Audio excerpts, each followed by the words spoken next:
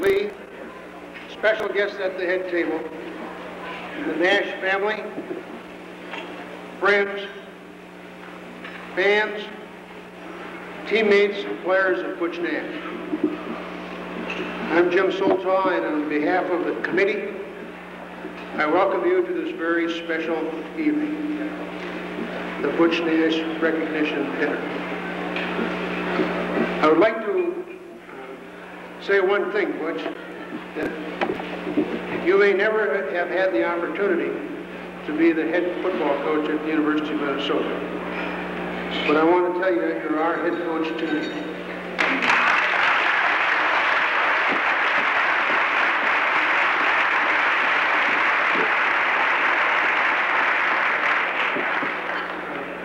I would like to extend a big thank you to the people who worked so hard to make this evening possible. To the committee, their names are in your program, and I won't go through all their names except for one, and I'd like to give a real big thank you to Bob Bjorklund and all the work that he put in.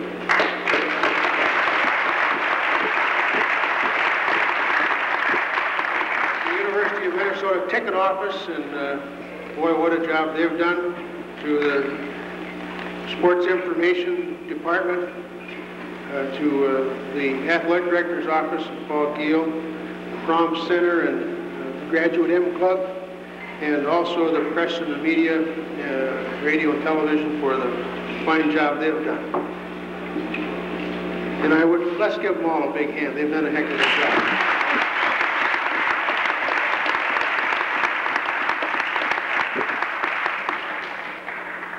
It's my pleasure tonight to introduce our Master of Ceremonies, John Campbell. John played for Butch, or Butch maybe wasn't quite sure, maybe Butch played for John, I'm not certain. But he played back in the early 60s, back in those Rose Bowl teams in 61 and 62. And he went on to play professional football with Minnesota Vikings and Pittsburgh Steelers and Baltimore Colts. And he was known as a very active player. And those of you who watched him know what I mean.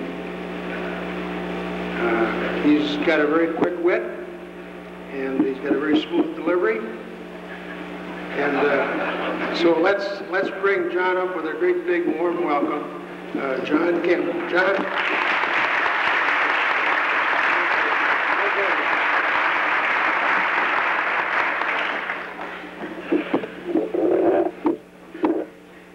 Thank you very much, Jim.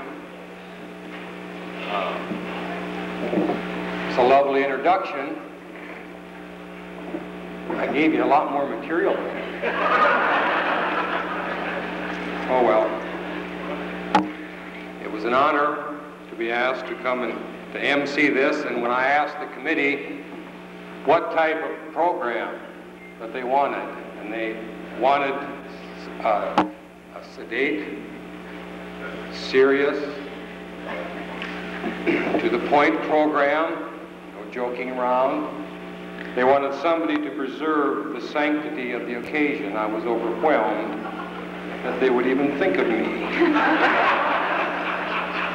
But it's a happy occasion, it really is. I was just sitting back here, and some of the coaches were down shaking hands with the people, and Butch was down shaking hands. They pulled him off, said, "Butch is here tonight, get back over here, don't do this." And Paul Giel was shaking hands and taking pledges, and it was, you know. I want to tell you, Butch, now seriously, that before we get started, we're here to honor Butch Nash, but before we get started, that the committee seriously has spared no expense to bring this head table together. And I mean, no expense. Now, these head table guests are not necessarily that crazy about you, but it's the only ones that we could get that would fit in within the budget. Fesler had to sell some of that IDS stock to finance his way back here. But I'm coming to one highlights. of any MC's job, and that is to be able to introduce non-speaking guests.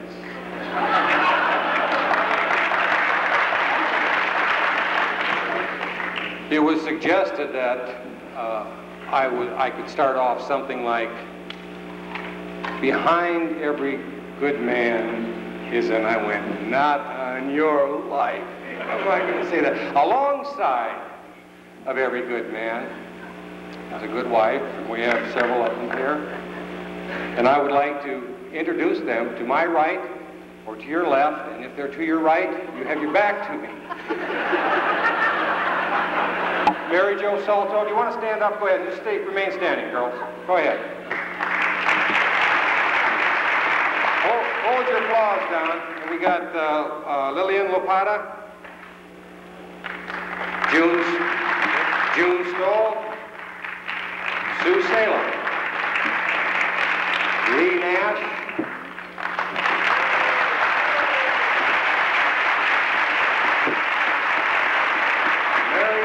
Warmath, Nancy Gill, and Barb Vinson.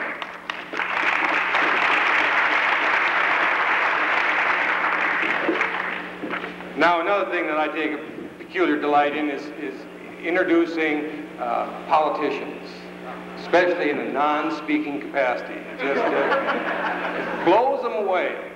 And they want to say, and however, we have 4 of them that were called to my attention, and I'm sure that I'm going to miss someone. That's all right. If you want to get mentioned, you should have gotten up here. Sam Savanich, County Commissioner. Sam, you want to stand up? Walter Dietze, Alderman, Northeast. All right, Walter. Bill Frenzel, U.S. Congressman.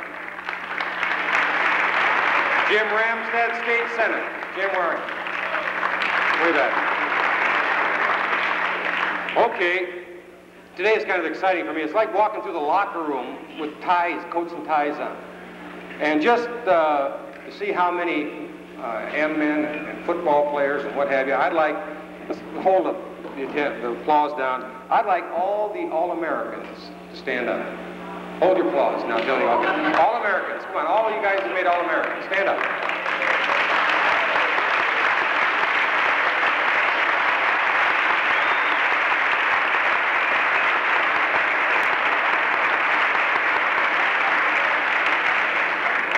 Gil wanted to ask me if he could stand up twice.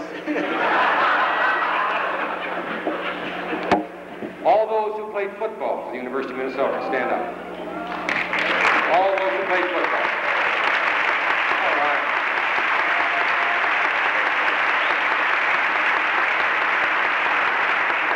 And now all M-men. Everybody's earned an M at the University of Minnesota. Non-football, non-whatever.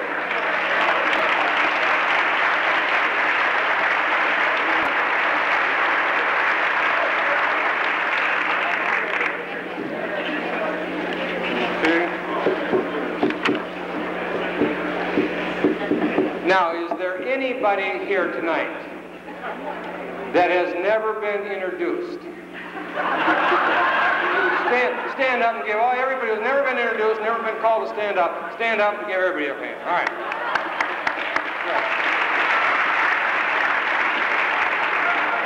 Now we got another highlight. See, I told you, we're going to keep you right on the edge of your chairs because we got some resolutions, and those are kind of made up of a lot of whereases.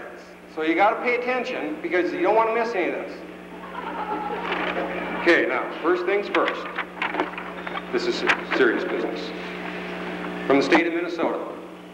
Whereas Minnesotans are enthusiastic fans of college football and have a great pride in the University of Minnesota Gopher football team, and whereas the success of the Gopher football team, the squad, is due in large part to the expertise and talent of its coaching staff, and whereas Butch Nash has devoted his time, expertise, talents, and energy to the success and achievement of the Gopher football team, and whereas Butch Nash has earned the respect of colleagues and fellow Minnesotans in his 34 years with the Gopher football coaching staff, and whereas the contributions of Butch Nash will be sorely missed as he retires this year from his position as assistant coach, now, therefore, I, Albert H. Quee, Governor of the state of Minnesota, do hereby join the friends and colleagues of Butch Nash in the observance and celebration of Butch Nash Day, April 3rd, 1981.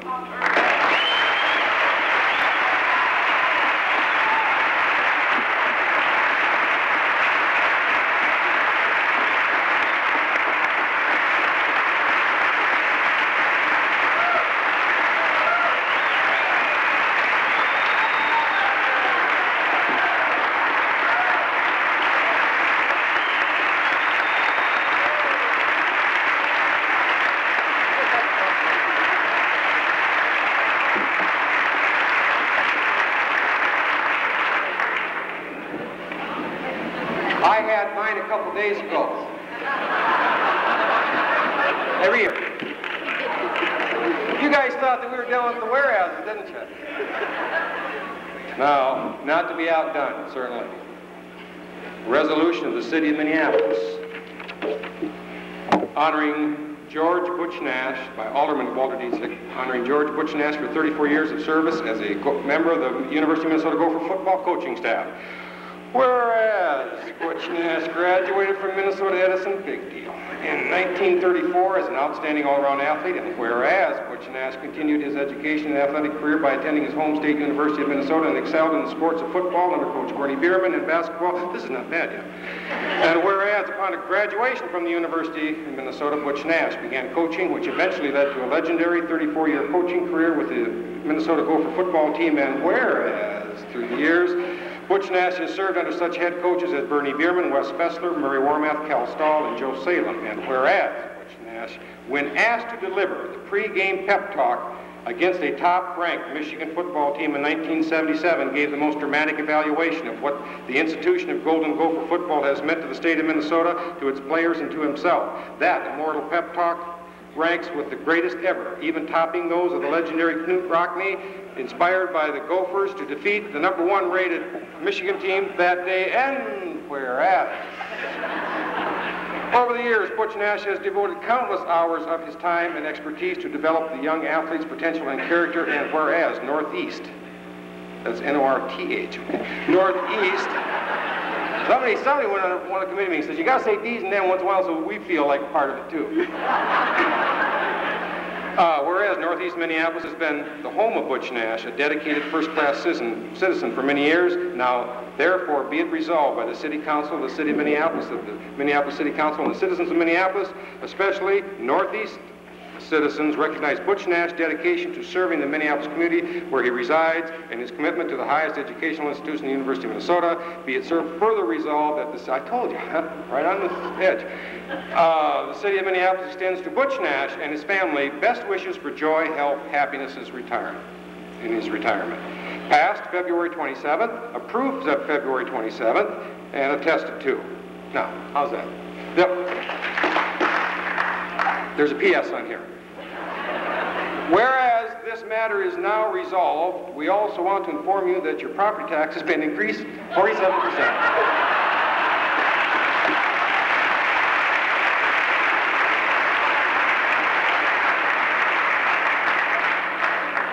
You know that when there's great events that happen, that sometimes the public knowledge of those events is put down for a certain period of time. It's like a time capsule type thing. And that time has run out on one great event, and I was asked if I would bring out the truth about the 2 Rose Bowl teams. Way back, 20 years has passed now, and I said I'd be more than happy to. Back in 1960, University of Minnesota went kind of like from the, I don't know quite how to say this, kind of like from the outhouse to the penthouse. It was like from 59 to 60 to the national champions, and we got an invitation here to go to Pasadena to play in the Rose Bowl. And we lost to Washington 17-7. And of course there was always an explanation given. And it was because there was too much excitement. Some of you were there. The night before, well, now it stands to reason. Now think about it. The game is played on New Year's Day. And so New Year's Eve is a time of party, gaiety, excitement. Well, I got to tell you about Pasadena. See, Pasadena is a retirement community. There's not a whole lot going on in Pasadena. And it's not on, like, you know, your AAA places to see if you want to, you know. Now, we stayed at the Huntington Sheridan Hotel. And that's a place for like permanent residents who retirement is too hectic for them. So most of them, by their own free will, voluntarily turn themselves in to the Huntington Sheridan Hotel. Now, New Year's Eve is a big one. And we stayed there the night before the game, which is true. I didn't hear a lot of commotion. I know that there was an extra ration of prunes given that night. So there was a lot of shuffling and like water running. Other than that, I just think we lost. But then the next year, you see, now we've got just a kind of a, gee, the national champ's just gone. Now we've got some talent, but it'd be hard to see. All coaches say, boy, we lost so much we lost. So, well, next year, the Big Ten, Ohio State won the Big Ten. Very strange thing happened. In their infinite wisdom, they decided to de-emphasize football. Although it doesn't appear that way, and they have not kept their word, they turned down a trip to the Rose Bowl, which left it open for the second place team, which was the University of Minnesota. Now, most people don't know about this, but some of our seniors took the lead from Ohio State, and because there were some East-West games and North-South games and some other games that they wanted to play in, they talked, see, we were not the smartest team in the world. They talked the rest of us into going along with the fact that we would also have a vote. It would be democratic, or as democratic as we could be at that time, and then we would inform Murray and his coaching staff of our decision. We had that meeting, and we decided that we didn't want to go to the Rose Bowl, that it was too much work, not enough fun, and we didn't need another blanket.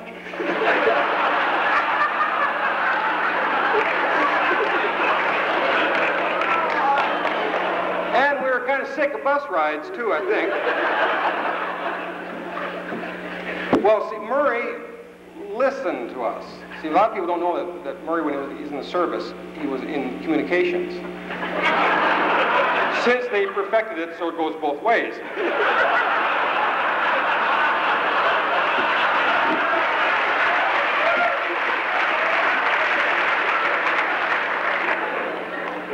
We explained to Coach Warmath and the staff how we felt about this, and then you should have been there. You should have been there. Then he explained how he felt about it. And the overlying thought that I got was, I think he told us to go to hell, and I think we're looking forward to the trip.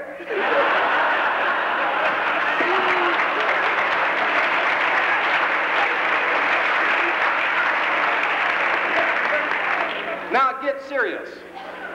Now what he does is he calls, get this now, he calls Woody Hayes for some tips. Now, Woody didn't vote in that other election not to go. Well, Woody's not crazy about it. He kind of tells Murray where to go, because he's a little upset about it. In fact, I don't know how many of you know that Woody Hayes now has got a partnership with Bobby Knight of Indiana. They're starting a string of charm schools.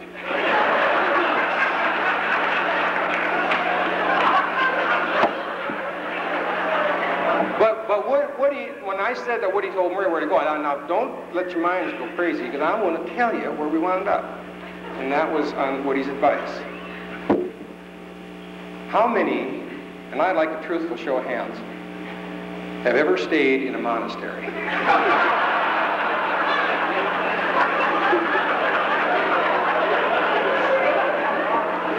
Well, now look at, now there's nothing wrong with a monastery if that's your chosen lifestyle. But it's a long way from stubbing herbs. And strange things happen in a monastery.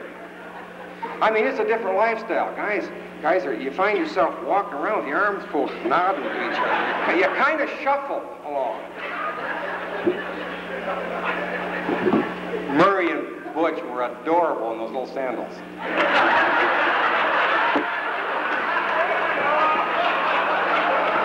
But things happen to your mind when you're in kind of a cubicle. There's a cot, and it's everything but the bars, and it's very quiet.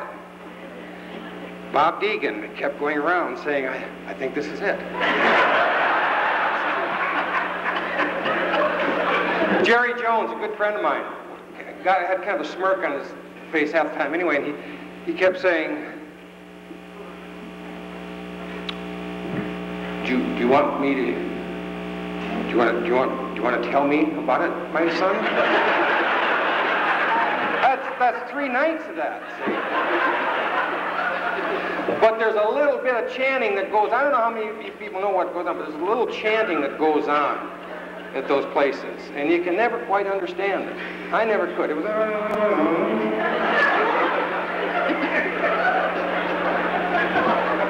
I didn't really hear what the chanting was about until we got on the buses to leave that morning, and we got close to where they do the chanting, so I could hear better. And I'll never forget it. Here it is. Now, I'm not good at this, so, excuse my amateur performance, but if they don't win this year, they're coming back for 3 more days.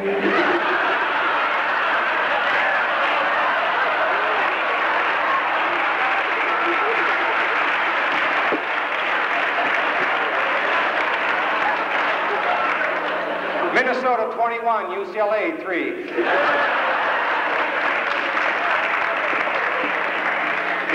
When you talk about Butch Nash, you're going to have to talk, we're going to have to divide this thing down. Because if you were to talk about Murray Warmath, we would know about what time frame you're talking about, or Wes Fesler, or Cal Stoll. But with Butch, he's been there for all of them. And if you were to go up to somebody and say, I played at the university, why Butch Nash was there? Who didn't?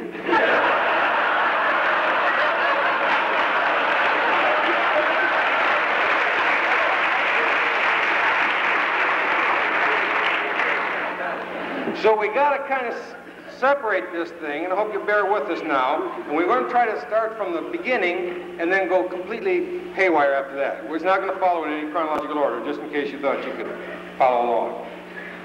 But the first gentleman that would like to address you, Louis Lapata, a longtime friend of Butch Nash's, a friend through grade school and high school. They were buddies, been buddies their whole life. In fact, they say they used to swim together in the Mississippi, so you can tell how long ago that was. Now you can walk across it. I don't know if you've tested the water in the Mississippi. Louis Lapata, come on up.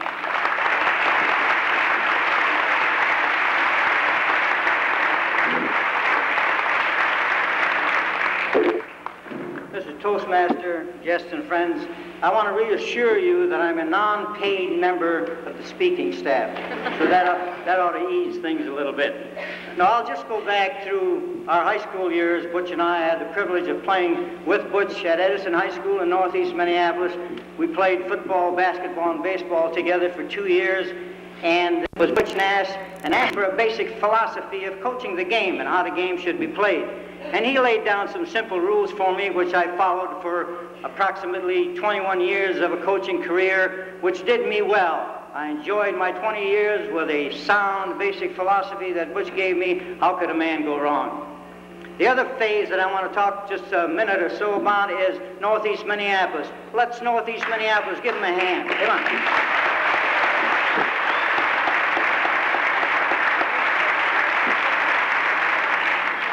Butch and I have been friends and neighbors in Northeast Minneapolis for a lifetime. And we'd get together many a time for both sessions and so forth. And I've always enjoyed his company. We've been out to dinner and so forth. Just a top-notch husband and wife. Lee is a beautiful wife, also very good to be around with. We've enjoyed many an evening together. I attended one of his parties at his home just a few months back, where the neighbors and the close friends of Butch's attended. And I was a little curious to find out the talk for that evening. So I kind of roamed around Butch's house listening to people talk, and it was all glowing reports. Some of the elderly women who live around the neighborhood were complimenting Butch, the way he listened to them, their problems, counseled them to the best of his ability, did chores for them, ran errands, and was just a #1 top-notch neighbor. So right now, as far as I'm concerned, and Northeast Minneapolis is concerned, Butch, you are the #1 man in Northeast Minneapolis, including your family. Congratulations.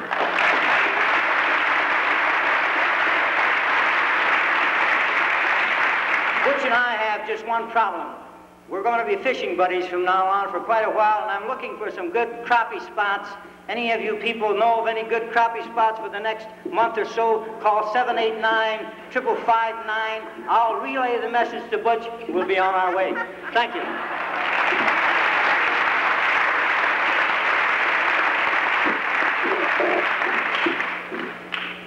Thank you, Louis. Might keep Byerly's in mind.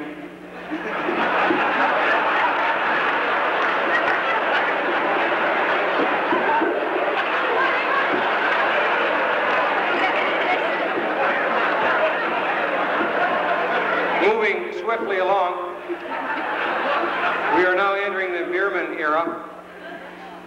We have Bob Johnson, an Anoka County attorney who was assistant coach under Bernie Bierman. He played tackle right next to Butch Nash, and he claims to have had to help Butch extensively in all of his assignments.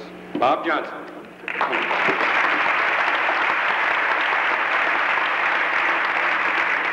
Postmaster and Butch and Lee, what a tremendous affair.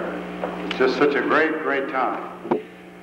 And it's a real honor, Butch, for me to represent the Bernie era and to say some things that come from the heart of all of us. A truly great man.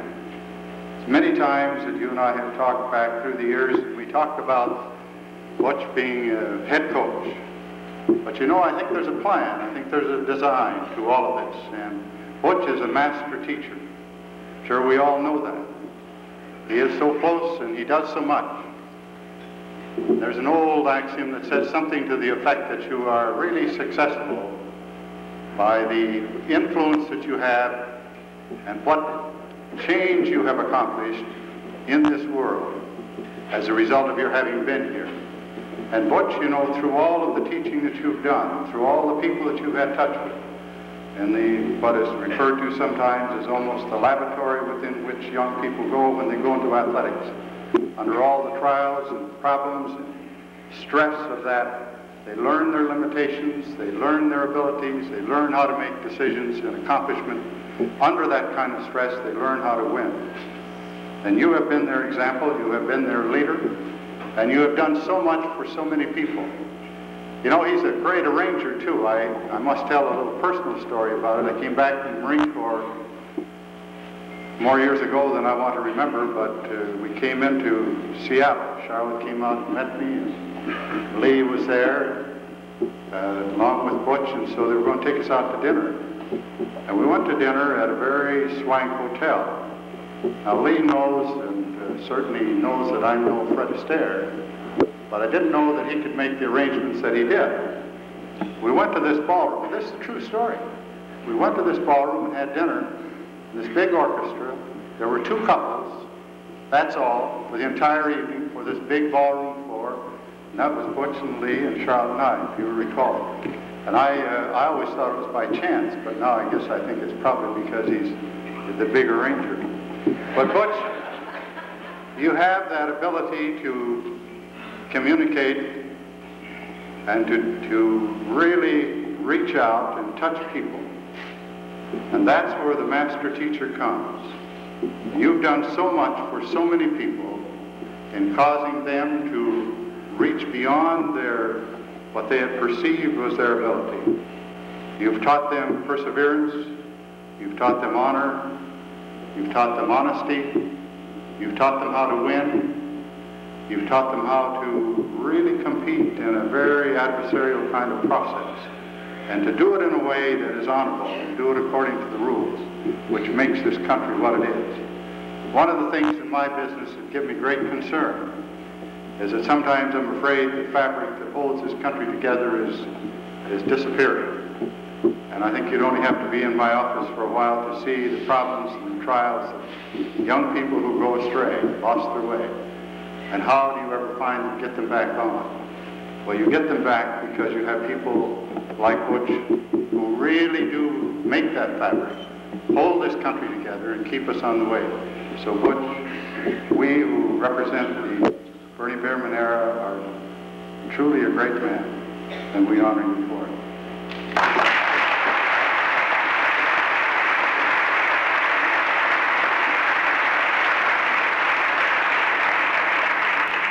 We're whipping right along pretty good, aren't we? I like that when somebody says that, and this is a true story, because up to now there hasn't been very much truth up to Perhaps you'll start a trend. Maybe after this next speaker.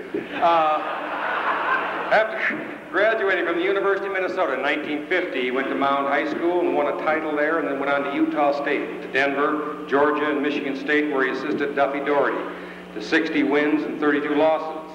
Next 2 years were spent at Wake Forest, who had never had a winning season. They had 2 of them, and one ended up in a conference title. And then Cal returned home. He was the head coach of the Gophers from 1972 to 1979. Cal, come on up. Thank you, John. Lee and Butch and honored guests, ladies and gentlemen. In 1978, I had the privilege of coaching in Japan at what is called the Japan Bowl, by coincidence, John. Mike. And I found out the Japanese have a word that they call mugen. We have no such word as that in our language, but it's a word that means now, to enjoy the moment. I think that's what we are involved in here this evening. Enjoying the moment, honoring a man that we love and respect. Since 1947, the University of Minnesota has had 4 college presidents. They've had 5 football coaches, 4 athletic directors, but 1 Butch Nash.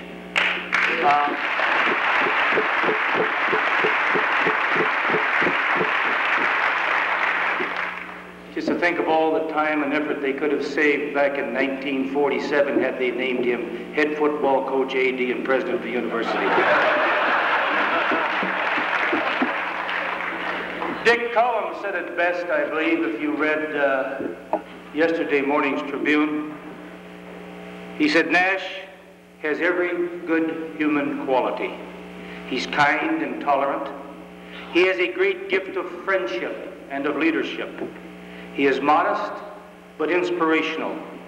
He has been a devout teacher with great gifts. He has set an example in his own conduct that has made better men of those who have felt his influence. He's a decent, honorable, approachable, warm, good friend. I don't think anybody could have said it any better.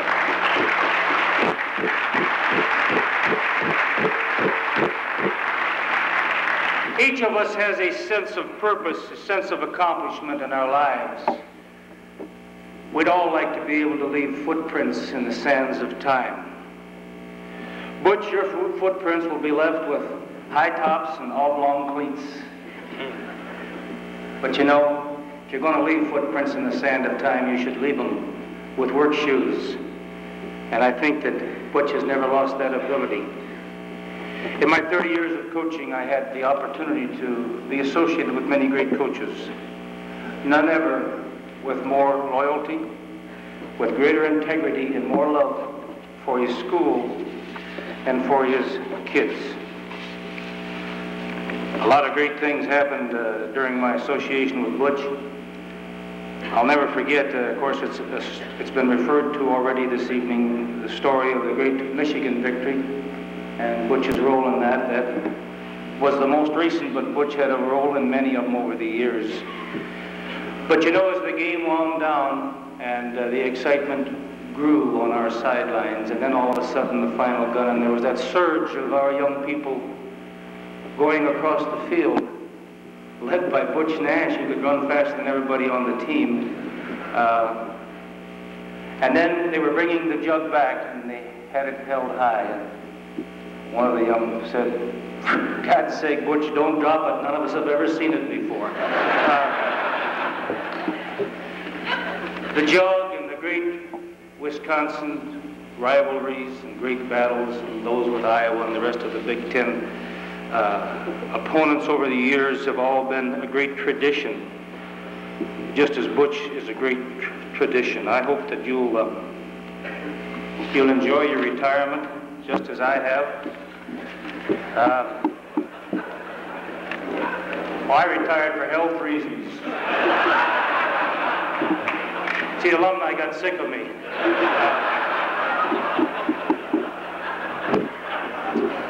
Butch, you leave a great legacy, a legacy of young men who will always remember what you have meant to them. I'm twice blessed because I had the opportunity to play for Butch Nash when I was in college. I was a little older than I'd been in the service for a while.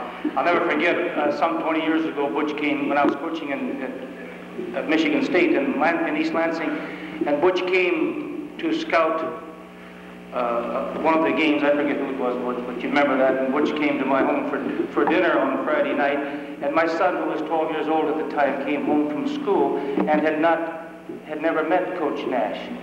And so he came in, and I introduced Butch to him, and he looked at Butch, and he looked at me, and I said, "You know, son, this is the man that coached your father in college." And he said, "Looks like you should have been coaching him."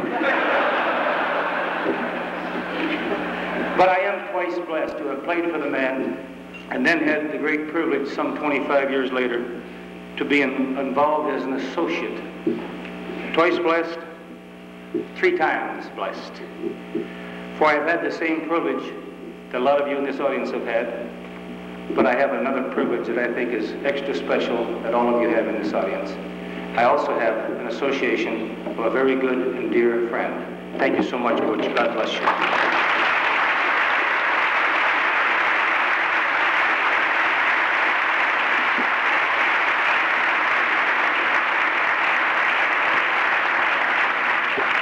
Thank you very much, Cal. Our next speaker has had the second longest stay as head coach at the University of Minnesota, preceded only by Dr. Williams. And he preceded, or he outlasted, shall we say, if you want to use that terminology, Bernie Bierman by 2 years. In his 18 years, he had some good years and he had some lean years. And though he encountered some problems, unlike any Minnesota coach before him, including vandalism against his home, he pressed on with dignity, determination, and a toughness that commanded the respect of football people at every level all over this country. And some of that rubbed off on his players.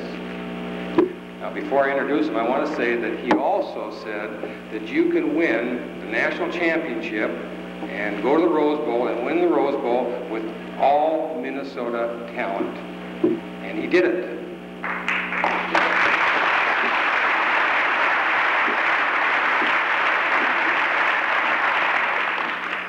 We had to stretch some borders. Take in parts of Pennsylvania, North Carolina, just a touch of Delaware, South Dakota, and Illinois, but we did it. Murray Warmath.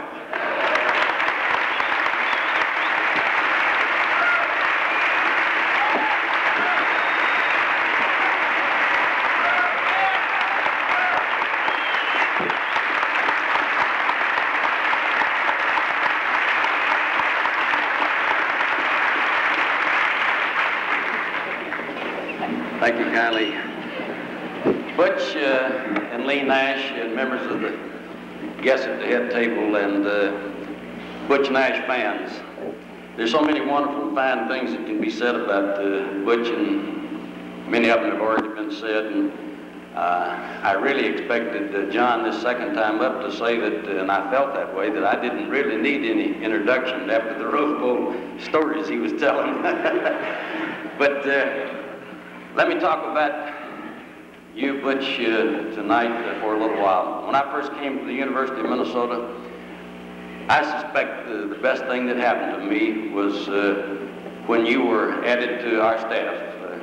I heard so many fine things about you, I began to hope that you would let me be your head coach. Coach Fesler and the athletic director, Ike Armstrong, had told me so many wonderful things about you, and I think that that's one of the finest things that ever happened to me, was to have you as an assistant coach with us all of these years. Now, back during the early times when the scouting rules were a little different from what they are now, and a little bit later, one of your jobs was to scout our easy opponents, Michigan, Michigan State, and Wisconsin. And I remember how well you did the job. And it got to be that in our conferences and so on, we'd all hear your report, and then we'd go to arguing, and as you know how they do, you start making the plans, and there'd be a lot of discussion one way or another. Did this happen? Did that happen? But it always got back to this. Well, if that's the way Butch said it was, that's the way it was. And so we always felt that we knew what to expect from these teams.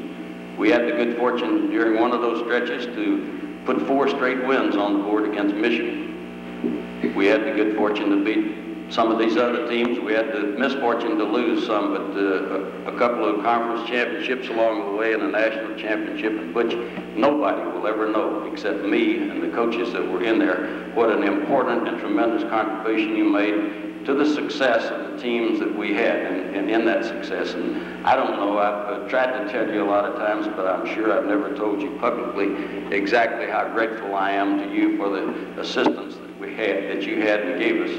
Now, one of the things that impressed me the most about your coaching, Butch, was, number one, the admiration, love, and respect that the players always had for you. They always showed that, and I'm sure that those of you who tonight have observed it all, you've seen the gleam in the eye and the warm love and affection that the players that played for Butch all had. All the fans have the same feeling, so you just have a way of attracting these people, but you had the respect and love and admiration of the people that you coached, Butch. You were a disciplinarian, yet I never knew you to have a disciplinary problem. None of the players that went your direction ever seemed to be in any trouble at all. They never seemed to rebel when you worked them hard. They never seemed to shirk or loaf when you worked them hard. It was just a tremendous thing, the way that you disciplined your players, as I used to think, well, hell, Butch disciplines his players with no discipline at all. And that just seemed to be the way it was. You never had a problem, so that's just great. Problems, you know, are solved one way and another. The best way to solve them is never have them. And Butch, I never saw that you had a problem with any of them at all. You had the patience and diligence to work hard and long. No job was too great for you, and no job was too menial and too small. You always gave it 100% and worked hard, and knew how to work, and so you always were able to come up with the proper solutions and the answers to any and everything that we needed. You had the enthusiasm that has to go along with coaching. You just have to be enthusiastic, and Butch, you always were. Now, you made tremendous contributions to the team and to the staff. And as I said, and I'm going to repeat it and then sit down, it has been a tremendous pleasure for me to be here tonight and see so many of you people that I've known for a long time. But the real warm thing to me is to see the love, as I said, and the admiration and the respect that the players have for you. And the way that when they come up and say, hello, Coach, you don't figure there's anything artificial about it, which it comes straight from the heart from all of them, and it comes straight from the heart from all the rest of us. We Butch Nash fans here are all alike. We love you, Butch Nash, you and your family. You've been a super athlete. You've been a super player at the University of Minnesota. You've been a super coach. Now you're moving on, Butch, you're going to be a super retiree. I hope you don't lean on the hoe handle too hard, so Lee has to put you to work around the house making you do things that maybe you wouldn't want to do. You're a Superman, Butch, and it's just great to have known you and be associated with you. And on this night, I hope you have many, many more happy days and happy years together with your wife and in this environment. Congratulations.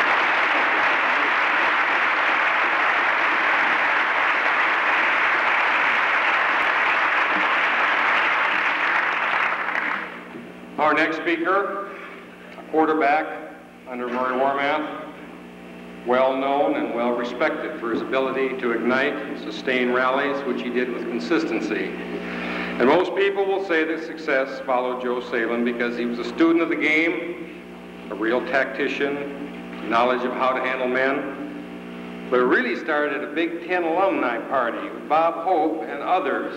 And my old teammate and friend, Joe Salem, and he can explain that to you if he wants to. I'm not going to. Joe, come on up.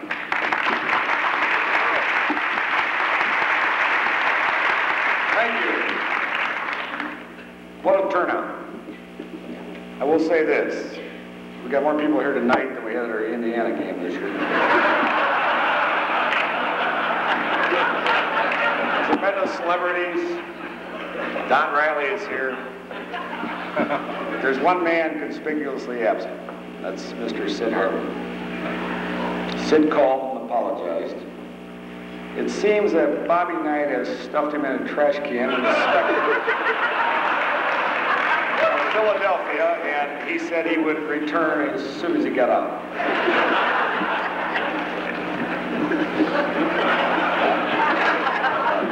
I'd say that to his face, too.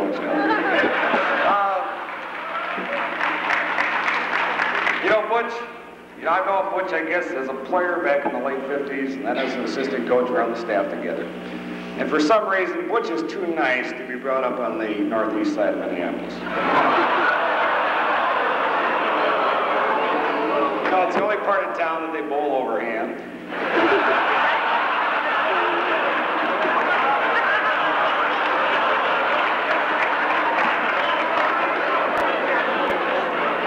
Place in town where you go in and ask for some bad rate, and the lady will say, do you want me to wrap it up, or are you going to eat it here? But really, I started here a little over 2 years ago, and I think one of the jobs, as I talked to some of the coaches, I said, hey, Butch, do you want to stay on the staff? You're more than welcome. I'd love to have you. You're important to Minnesota football, because he has been for so many years. And Butch kind of shook his head and he said, well, I don't know. He said, I'll let you know in a couple days. He has never called back yet to say where he's going to stay. He just kept coming to work, so I assumed he was going to stay with us. And then, of course, last summer he informed us of the decision that he had made as far as retirement. And the only thing I can tell people, and there's a lot of things you can say so much about him, but the only thing I can say is this, that a lot of us had the privilege of being touched by him as either a fellow worker or as a person who had the chance to play under him. And I think only we, those type of people, can really understand what Butch Nash is all about. He's a great guy. He has tremendous integrity. And when you talk about even trying to tell a funny story about him, there are none. Because he has always lived by the rules. He's always done everything anyone has ever asked him. He's a tribute to all the coaching no matter where you are, in any part or any phase of football in this country. And Butch, I'll just tell you this, we're going to miss you. We wish you and Lee the best of your retirement years. And I'll just say this, that all of us, in some way, and we can only say this, that we thank you very much for the little things and the some things that you have given us. Thank you very much.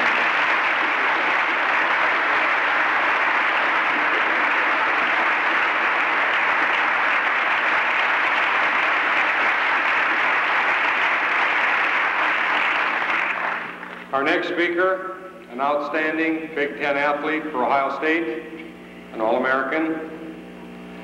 I believe he came here just to coach Paul Giel, because they came and they left about the same time. Probably not easy years making the transition from the Bierman era, but he did it successfully. And he did one more very important move.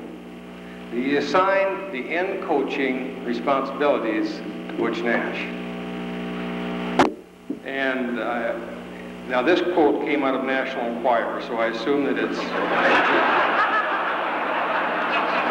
that Coach Nash was bragging about some of his players, Giel in particular, to the first practice in the field house. Wes Fesler looked over the crop and said, "If this is the best we've got, and that you've been raving about, we got problems." Wes, come on up.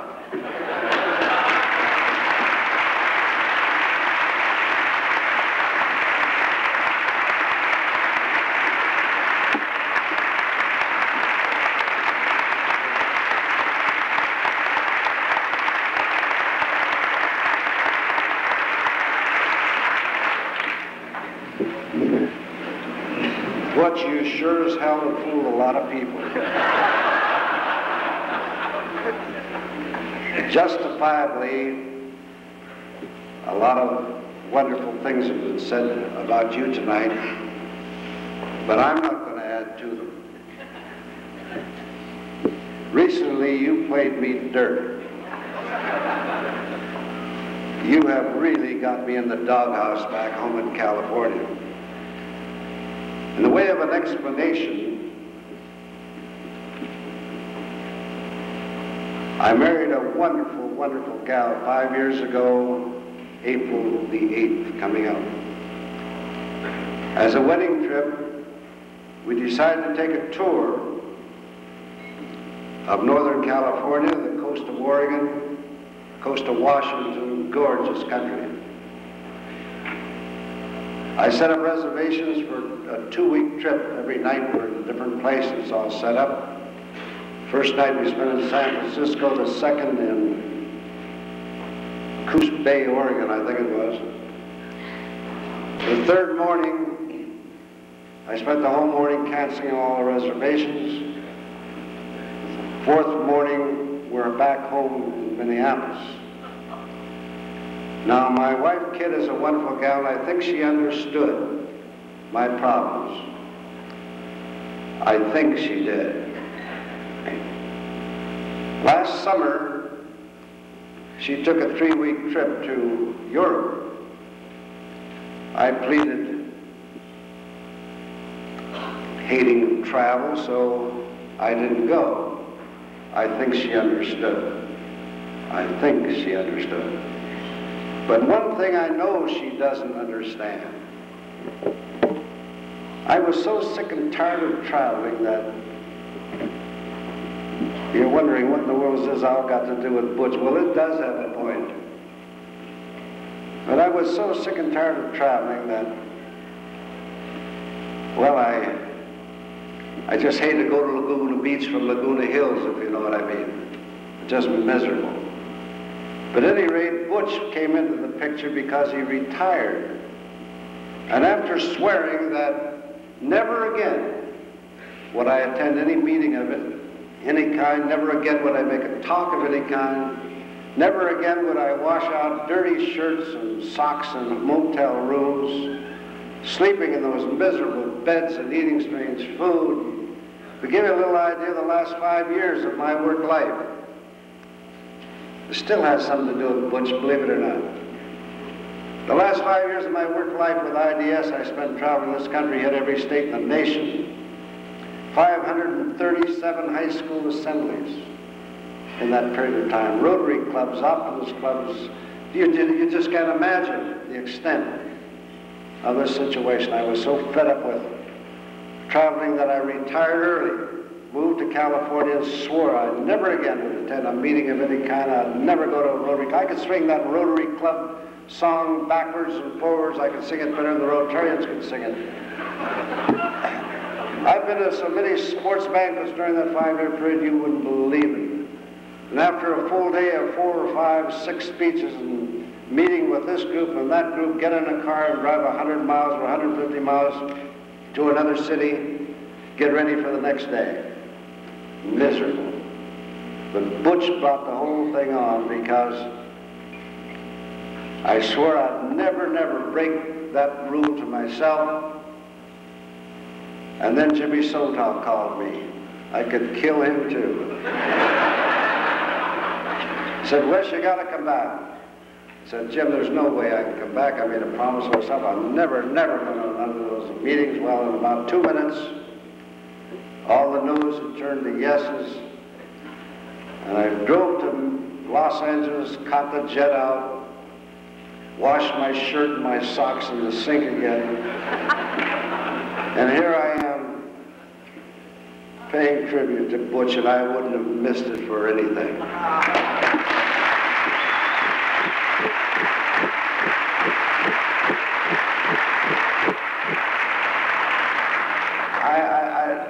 I know it's silly. It's really silly for me to talk up here, to stand up here and talk about my traveling. But I hated to get on that jet. I hated every minute of it. But again, Butch, I wouldn't have missed it for anything. And I hope and pray that your retirement years will be wonderful ones. I hope you're as busy in your retirement as I am in mine. I don't have time to get a haircut. A little golfing, a little swimming, a little biking, a little growing of flowers, and Butch, you'll have it made in no time at all. But before I sit down, I want to say something that's been on my heart for a long, long time. I've been away from the Twin Cities now for quite some time. And I've never forgotten the Twin Cities. My experiences with you people were the greatest. I wouldn't have missed that for anything. So thank you for having me back, an old coach, to say farewell, helping you say farewell to an old ex-coach in Butch's case. He's been a great, great guy, and believe me, I wouldn't have made this trip back here for any other reason than all the things. I knew these fellows were going to say all those things, so I tried to stay away from them as much as I can, but I believe them too. Butch is a great guy. Thank you.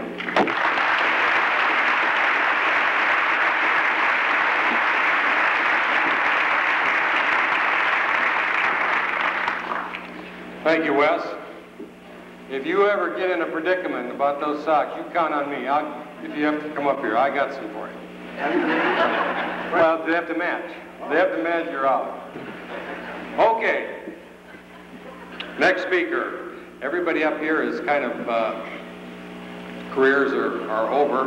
No offense, Joe, not you.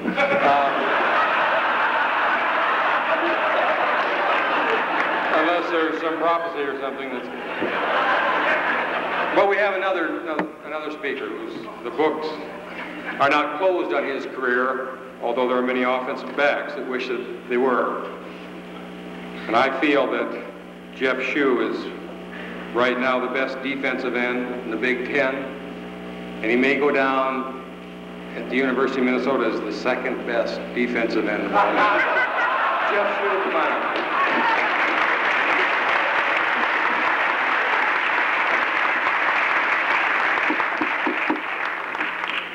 Thank you very much, and I'd like to just say again that I'm very much honored to be here in the presence of these people. I feel very humbled by it all, and it's quite a thrill for me, and I'll always remember it. But I just wanted to let all the former Ends know, and I know there's many Ends out in the audience today, that although Coach Nash is retiring, that they can rest assured and rest easy that Sammy's sideline will continue to play and prosper.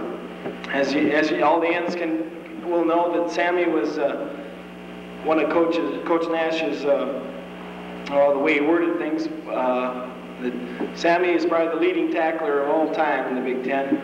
He's helped out many on end when they've missed the running back, and he's gotten by him. The old sideline always came up handy to take care of things for you.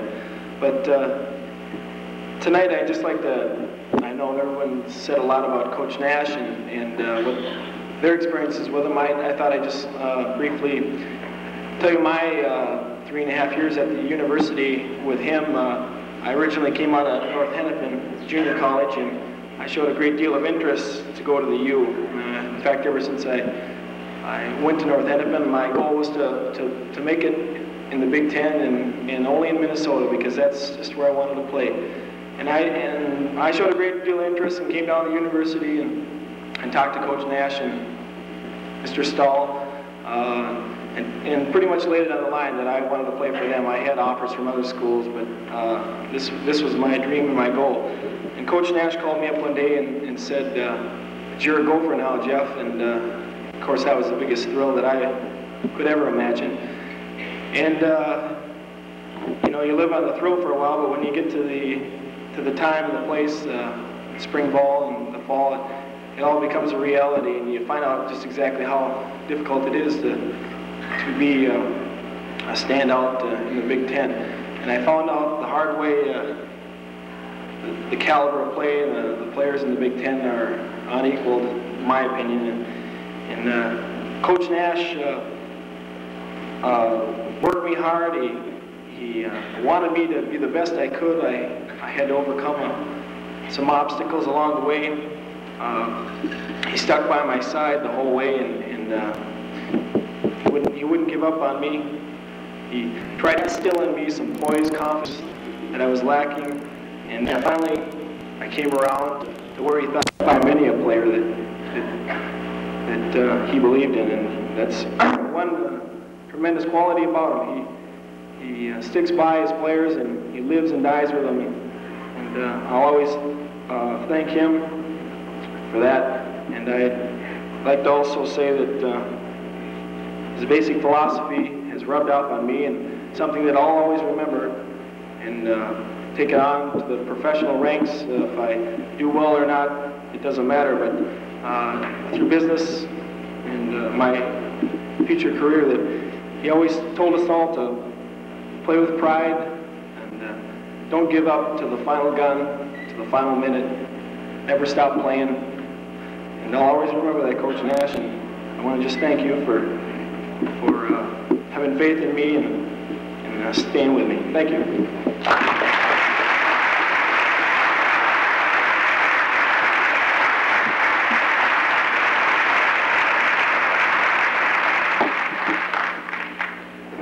That's a shame. He'd look good in the monastery, wouldn't he?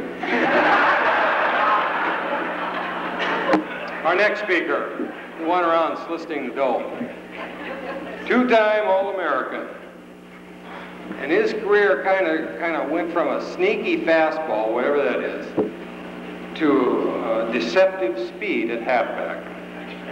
And after choosing professional baseball out of college, spent some time with the Minnesota Twins and then the Vikings, WCCO radio, and then back home to the University of Minnesota. Everybody always says, a nice guy, what a great guy, nice guy. And I was searching my mind, didn't take long, to come up with one sentence that would describe Paul Giel. And for you guys, you'll relate to this better. Paul Giel is everything that your mother-in-law wished that her daughter would have brought home instead of you. Paul Giel.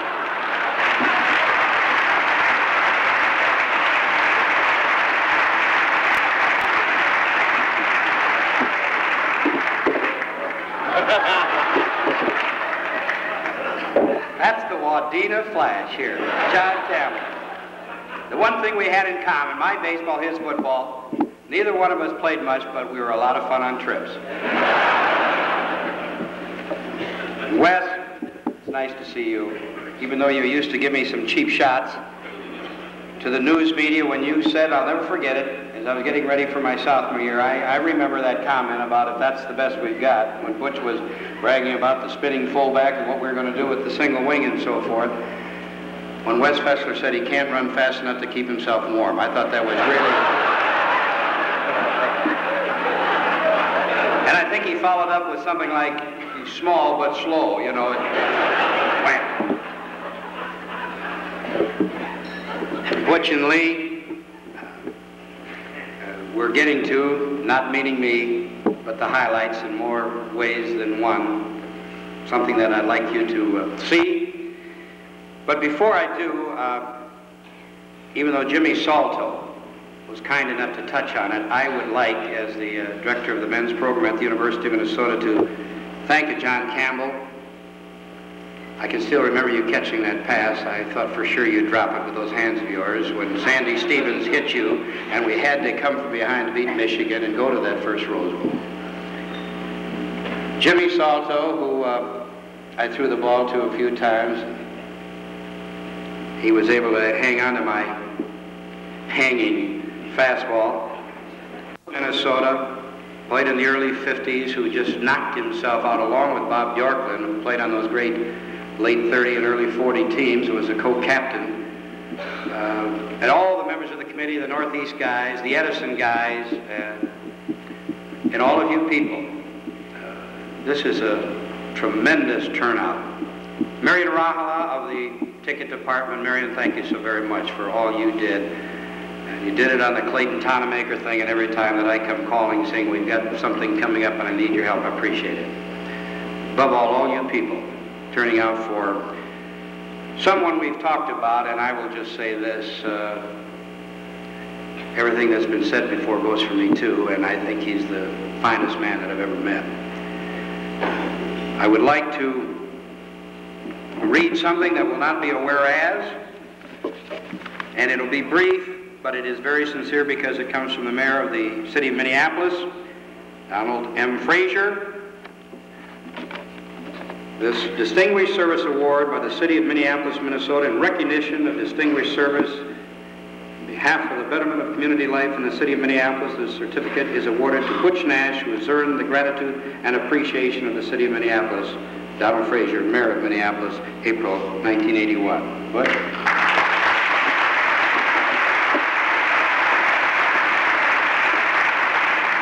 And from the board of county commissioners, all 7 of them, they tell me, Hennepin County, citation of honor to George Butch Nash in recognition of distinguished service and dedication to Hennepin County.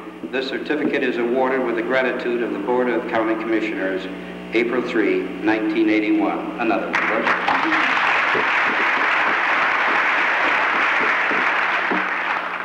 I said that so many nice things, and as Wes Fesler said, so many deserving things have been said about our guest of honor. And so many letters came across my desk, people that, for one reason or another, could not be here. Time, distance. And I have a letter in front of me, and it's not syrupy, and it doesn't go on, but it's right on. It comes from a non-football player, a young man that we're very proud to have in our program now with Athletes in Action. He was, as Wally Johnson knows, a super wrestler. I'm referring to Mike MacArthur from Osseo, Minnesota.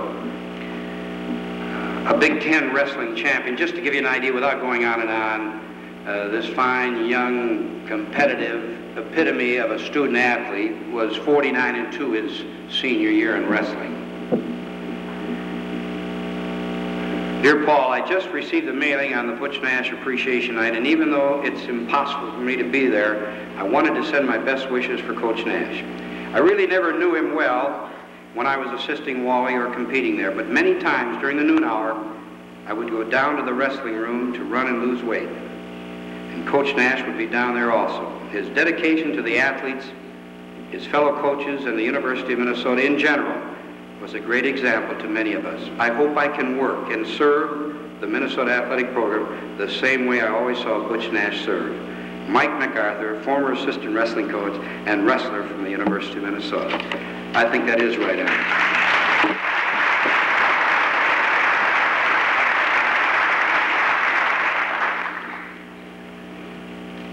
I'd like now, through the help of Tom Greeno, Assistant Sports Information Director, to have you people start looking towards that screen as I cue, as they say in the business, to something that took place on November 15th, Memorial Stadium, Minnesota versus Michigan State, as we always go to Julie Pearl and the seniors, and then somebody very special that day. Tom Greeno, if you will.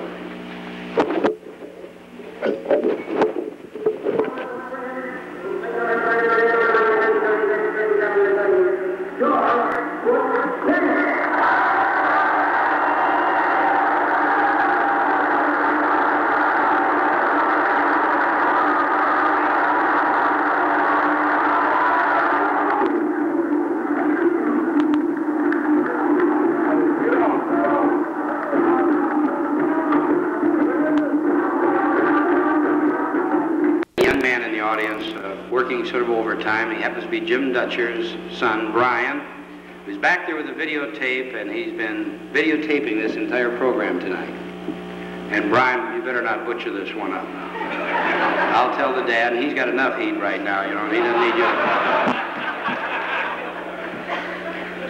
His dad, Jim Dutcher's done an outstanding job at the University of Minnesota, and here's a fine byproduct. But that is a cue for me to bring on now a gentleman who is the president of our varsity M Club, tennis letterman a few years back, to make a special presentation to Butch. And then after that, Butch, you're on your own, and it'll be your turn at the microphone. Would Bucky Zimmerman please come forward? Bucky, thank you, ladies and gentlemen.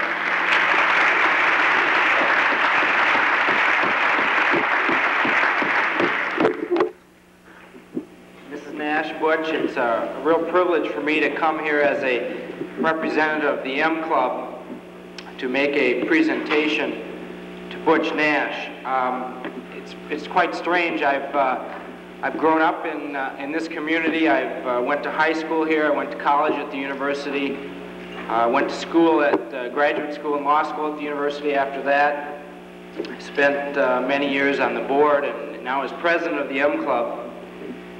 I've known about Butch Nash through the football program ever since I was growing up, and following university sports as I have throughout the years. And tonight's the first opportunity I've ever had to really meet Butch Nash. I've heard about him all my life, but this is the first opportunity I've ever had to really meet him. So this is really quite a privilege and an honor for me personally. On behalf of the M Club, as Paul Gill has told us, Coach Dutcher's son, Brian, has been videotaping this dinner tonight and these proceedings in this very joyous event.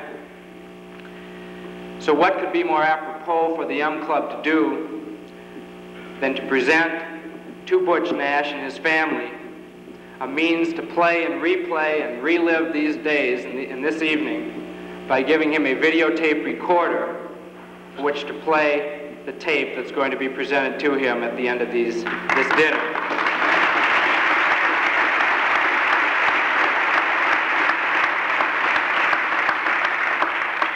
On that machine is going to be placed a plaque which will read, Butch Nash, in recognition of outstanding service to the University of Minnesota football program by the Graduate M Club, University of Minnesota, April 3, 1981. Butch, congratulations.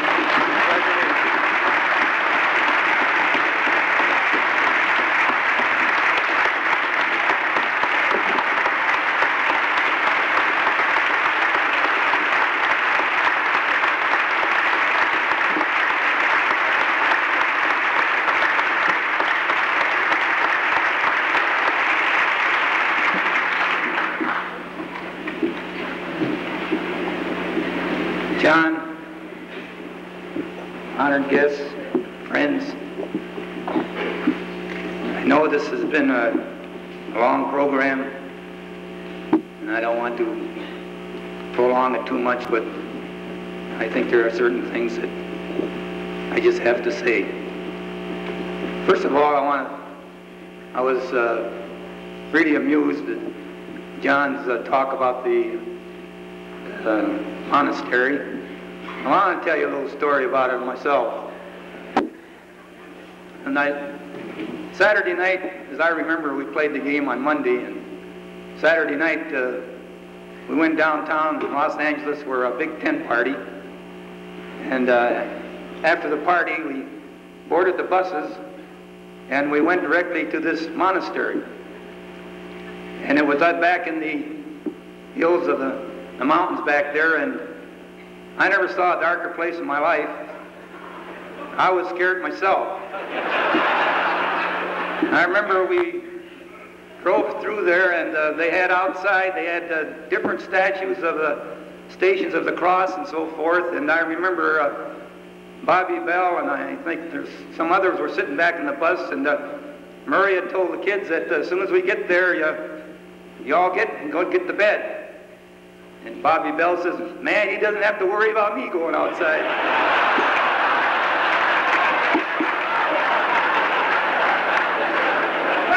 But as we approached this monastery and this retreat house, on the top of the retreat house they had a large lighted star, and it shone brilliantly all through. You could see it. And outside of the retreat house stood the head retreat monk, I guess you'd call him, and he had the long flowing white cape on, and his hair was long and white, and really a sedate, pious-looking individual. And as we came up, one of the buses kind of broke down and we couldn't get up the hill. So I was walking right behind John and Jerry Jones, who were really the funsters of the squad. And we were walking up and we were looking at this awe-inspiring thing. And John poked Jerry and says, Jerry. And Jerry said, what, John? He says, boy, if we had 3 camels now, we'd really shake them up.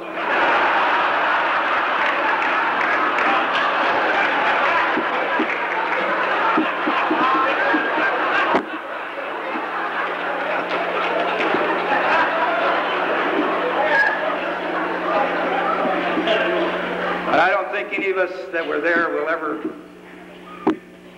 forget that experience. And of course, the great thrill of the next day or the 2 days later when we went down and beat UCLA. It was a great experience. I'll never forget that one other time Murray was telling us that he went out there a little later on and the Big Ten was trying to decide whether they should continue the Rose Bowl trip or not, all the evils of it and so forth. And faculty advisors were all up in arms about it, that they were ready to cancel the Rose Bowl and it wasn't good for college athletics and all that. So after the game, one of the games out there, Murray was on the bus with the dignitaries going back to the hotel, and all these faculty representatives and all the people that were on the fringes all got back in, and they had a wonderful picnic before the game, and they had some free drinks, and the game was good, and they were all happy, and they came back in the bus, and they were all happy, and all of a sudden Murray says, gentlemen, they all turned around and looked at Murray, and Murray says, did y'all have a good time? They said, yeah, wasn't it wonderful? We won, and everything was so great. Boy, it's a great time out here. Murray said, well, let's all hurry back and vote against it.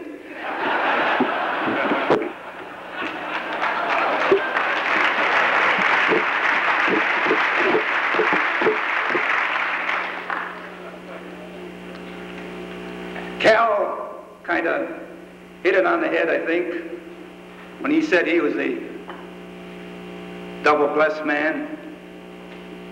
I think that I've been triple blessed. I have so many things, and I'm so humble here tonight. I'm so humble and grateful. I'm grateful to the committee that did such hard work to put this on. I am really humble that so many people would come in honor of assistant football coach. I want to thank the committee from the bottom of my heart, and I want to thank every one of you for being here tonight. My family and myself, we really, really appreciate it.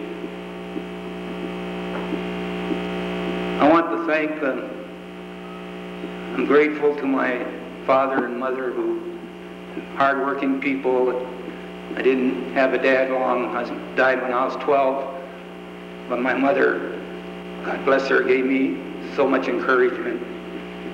Worked hard so that I could go on to school. And I honor her for it. I'm grateful to my brothers and sisters and their families for the encouragement that they have given me.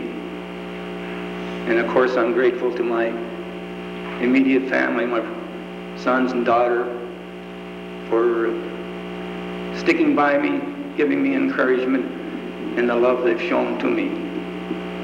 You know, I've had some good times at Michigan. Murray says we beat them down there in 4 straight. We beat them under Wes. And we beat them under Cal. And they always had a special place in my heart. And I know Joe, he's going to beat them too. But you know, one of the nicest things that ever happened to me at Michigan is when I met my wife and was married in Ann Arbor, Michigan, and that's probably the best thing that really ever happened to me.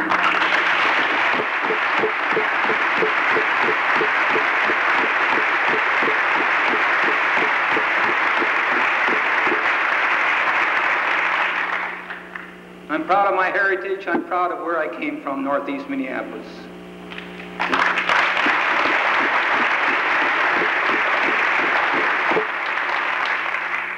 Proud that I played at Edison High School. It's a great high school. A great athletic tradition. And I'm so grateful to the 2 coaches at Edison, Ray Parkins and Al Krasowski, who molded my life really. I had no father. Ray Parkins and Al Krasowski were like a father to me, and it is through their efforts really that I went to the University of Minnesota. I wouldn't have gone to the University of Minnesota without their encouragement. And I'm forever grateful to that. And then, of course, I'm so grateful as I think that every man in this room who played at Minnesota under Bernie Bierman, I don't think I have to tell you the great feeling that I had for this man. I not only had the chance to play for the great Bernie Bierman, but I had the double honor of coaching for him. And when you played for him, you didn't really know him that well. You respected him, but you didn't really get to know him. But once you got to be a coach under him, you found the other side of Bernie Bierman. And now, contrary to what a lot of people think, he was a very warm man. And I am so ever grateful that I had this opportunity to play at my state university under a great football coach. And of course, I'm always grateful for the chance to the people of Anoka and to the people of Winona for the opportunity that I had to coach there. I think that any football coach, it's a great lesson for you to coach at the high school level. And I admire the men in the high schools that coach, because really, that's where you really have to teach. You really have to coach. Kids don't even know how to put a suit on. And the friends I've made at Anoka and Winona, I cherish them, and they were great times. And they taught me, I think, a lot about coaching, to have patience and never give up on a kid and respect the kids that are working and playing under you. So it was a great laboratory for me. And then, of course, as I said, I had the honor of coming back and coaching in Minnesota. And if my lot in life was to be an assistant coach, I couldn't have had better men to work under than the men that you see up here tonight. Wes Fesler, how I enjoyed working for him, and I thank you, Wes, from the bottom of my heart for coming all the way from California to attend this affair. I really, really appreciate it. Murray Warmath, 18 years of great football. I think we all realize the job he did. Cal Stoll coming back, doing a great job in Minnesota. Great man to work for, great compassion. Now Joe Salem, worked for Joe for 2 years. Of course, I had worked with Joe before. I knew him. He's going to do all right. You give him time, it's going to take a little time. Now, contrary to what everybody thinks, Minnesota is not the easiest place in the world to coach. There are certain things in Minnesota that we don't have that other schools have. And when I think of Murray, and when I think of Wes, and I think of Cal more so, Joe probably has right now reaped some of the things, the benefits that these men didn't have, which it's the way it should be. If you're going to compete at the level, you've got to compete with the tools to do the job. And now they have recruiting coordinators, they have strength coaches, they have programs that are geared to the recruiting and to meet your opposition. Murray and Wes, and to an extent Cal, didn't have all that, and it was tough. And I'll tell you one thing, these four guys up here have done one hell of a job of coaching, I think, with what they had to do it with. And I take my hat off to them, and I'm so appreciative that they're here tonight, and I want them to know that I appreciate working for them and all they've done for the University of Minnesota. And I want to thank the administration, Paul Giel, all the secretaries. I don't want to slight anyone, but I've got to say thank you, Marion Rogowski, for everything you've done for me. I want to thank the ticket people, Marion Rahal, Mary Spaulding, all of them for the great job and for the kindness that they've shown me. I want to thank the training department. Way back, Dr. Bill Hansen, Dr. Lannon, I saw him tonight for the first time since a long time ago. He was a doctor at Minnesota. Dr. Phil Kernan, God bless his soul. Dr. Harvey O'Phelan and Dr. Severson. They've all been so kind and administered to me and my family so very much. Jim Marshall and his training staff. Then I want to thank the equipment staff. Dick Madsen, Harry Brown, Jack Jackson, Jack Johnson, all the things that they've done for me. I guess down through the years, Madsen has been one of my best friends at the university. God bless him.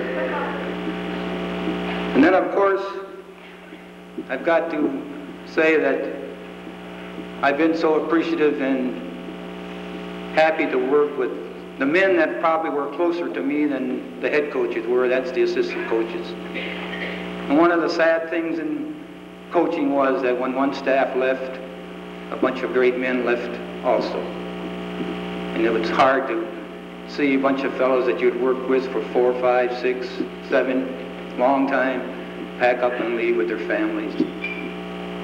And all the way from the first staff, Bert Baston and George Hauser, John Ronning, George Svensson, all the way down through, I can't name them all, of course, but, and I don't want to slight anyone, but down to the last 3 or 4 years, which I've been closest to Cal Jones and Bruce Vandersall. I appreciate their friendship so very much. And we've had some great football coaches here, and they do a heck of a job, and my hat is off to them, and I'm going to miss all of them. And then I'm going to wind it up and say that Of course, I'm so appreciative and grateful to all the football players that played at the University of Minnesota. That is really one of the joys of coaching, working with the kids, seeing them come in as freshmen, go out as men, go on to later life, come back as successful businessmen or success, and then you know what college athletics is all about. Like I used to tell the kids, Saturday afternoon, we get down to a stadium, nice sunny afternoon, stadium packed with people. You're down there, adrenaline's flowing, and you say to the kids, this is what college football is all about. So, and then in the final analysis for the ends that I was closest to, I think Murray said it, and I agree. I've said this myself. 34 years of coaching at the University of Minnesota, I've never had a bad egg as an end. And that's a tribute, not to me, but it's a tribute to them. They've been great kids, and I appreciate it and worked with them, and I wish them the very, very best. So it's been a great, great career. Now I look forward to doing some things that I didn't have a chance to do. And then I'm going to say one final thing, and that is this, which I tried to tell the ends every time I talk to them. We talk so much about winning, and winning is everything, but really, what is really the important thing is, it is how you prepare to win. Because sometimes, maybe you aren't quite good enough to win. But if you prepare yourself 100%, do everything that you humanly possible can do in order to win, then after the game, you can walk off the field with your head high and no one can criticize you because God just gave you so much ability. That's all you can do. That's all you can give. And I don't know, I wasn't a very good football player. I don't know what kind of a coach I was, but I say this one thing to you,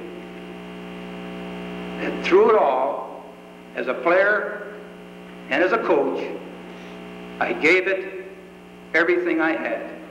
Thank you.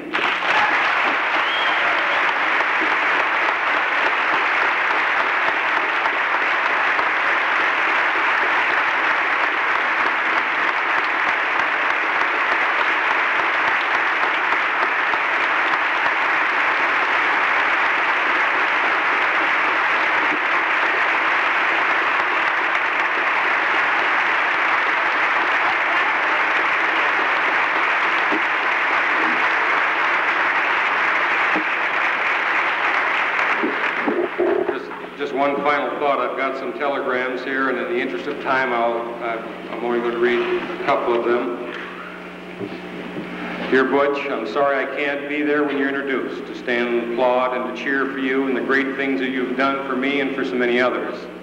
You have a special place in my memory bank. Have a great evening. Sincerely, one of your admirers, Greg Larson.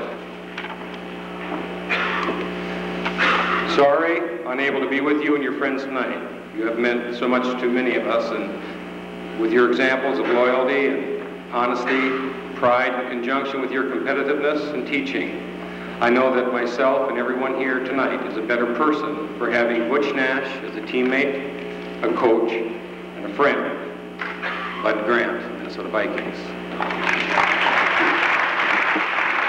I guess I would close and say on behalf of not only the team of the early 60s, but of the hundreds and, yes, even the thousands, when you think about it, of athletes who have been privileged, Butch, to witness the standards that you not only professed, but that you lived. Thank you, Butch Nash, for being firm in a world full of compromise. Thank you, Butch Nash, for believing in us. And thank you, Butch Nash, for caring. And may God richly bless you in the future as he has. And now, as I said, we have spared no expense to bring you the best. Bring together the best available talent. And right now, to close, we ask that Cook Hall's answer to Kate Smith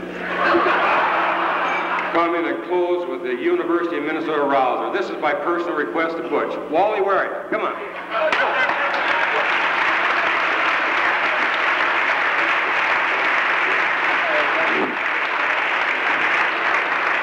Butch didn't know his old buddy was going to be here. Just sit down for just 1 second, please.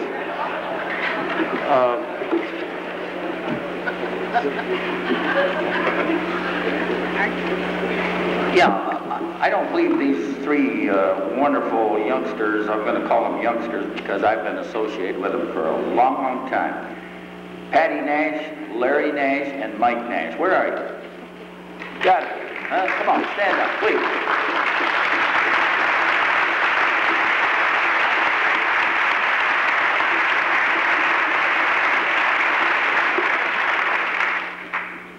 Butch, I want to just take 1 minute to ask you a couple of questions.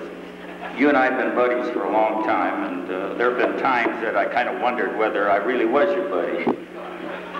I wonder if you remember the time that you called me when I was a football coach at Luther College. I guess Wes Fesler had asked you to call, and you called me and said that Wes was looking for a freshman coach, and I answered you yes, and Wes was on the phone and he hired me, so I do thank you for that. But Elmita, that's my wife, we chased all over northeast Minneapolis because we were looking for a place to stay and live and buy a home. And this was because Butch was there. And I never learned why all the salesmen, the real estate people, I could never find a home. And I didn't learn till last week, Butch, that you blocked the passport.